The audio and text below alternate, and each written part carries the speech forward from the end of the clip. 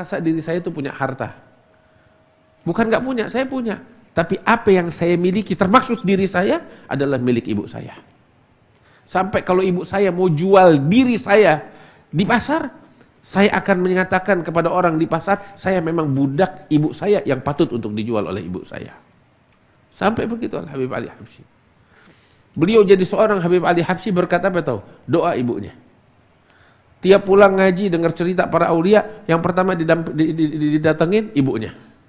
Cium tangan kepada ibunya, terus dia bilang, Umi, saya dengar kisahnya seorang wali, Syekh Abdul Qadir Jilani, Syekh Abu Bakar bin Salim, atau lain-lainnya.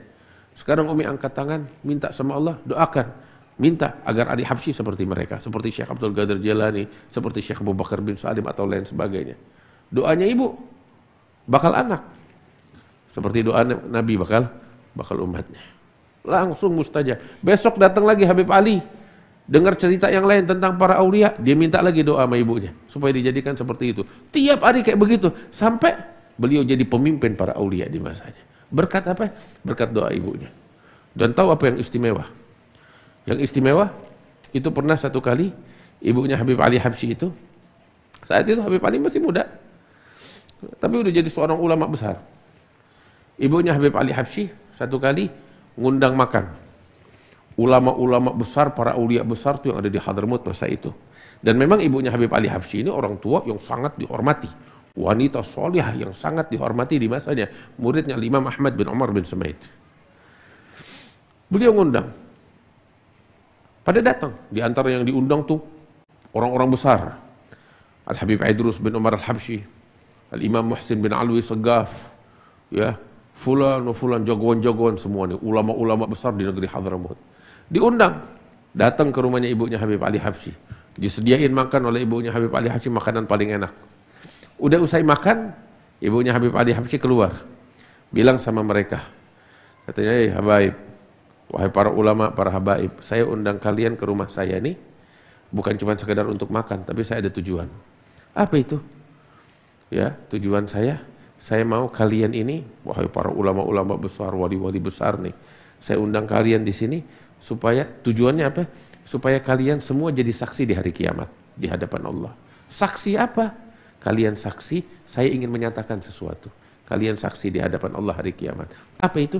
Saya ridha kepada anak saya Ali bin Muhammad Al-Habsyi. Yang jadi saksi siapa? Wali-wali besar semuanya.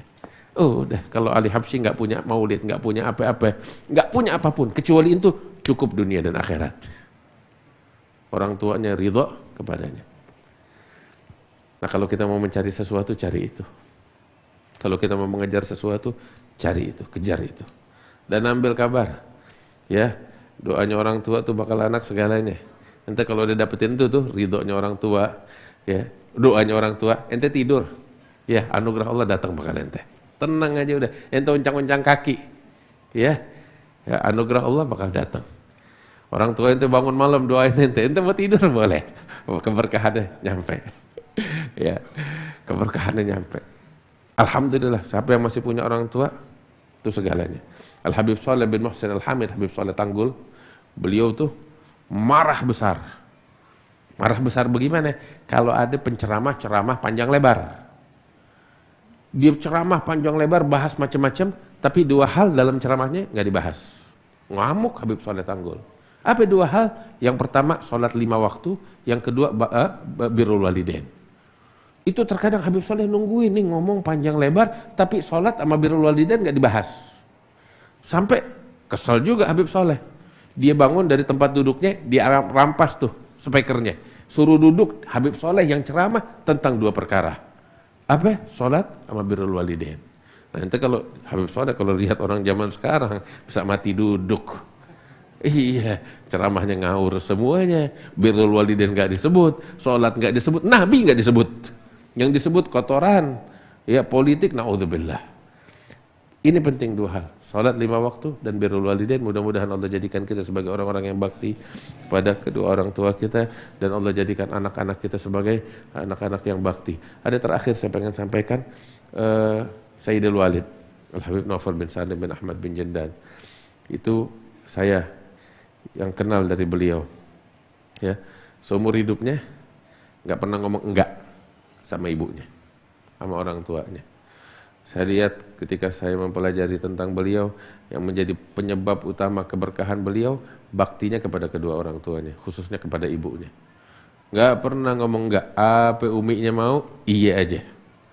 Apa uminya minta, iya aja. Kamus kalimat tidak tuh dalam kamus hidupnya bakal ibunya nggak ada. Ada Sayyidul Walid. Karena itu Allah kasih keberkahan dalam hidupnya. Mudah-mudahan Allah berkahi hidup kita. Allah jadikan kita sebagai orang-orang yang berbakti kepada kedua orang tua ya Rabbal Alamin. Sallallahu alaihi wasallam Muhammad wa alihi wasallam. Walhamdulillah Rabbil Alamin. Assalamualaikum warahmatullahi wabarakatuh.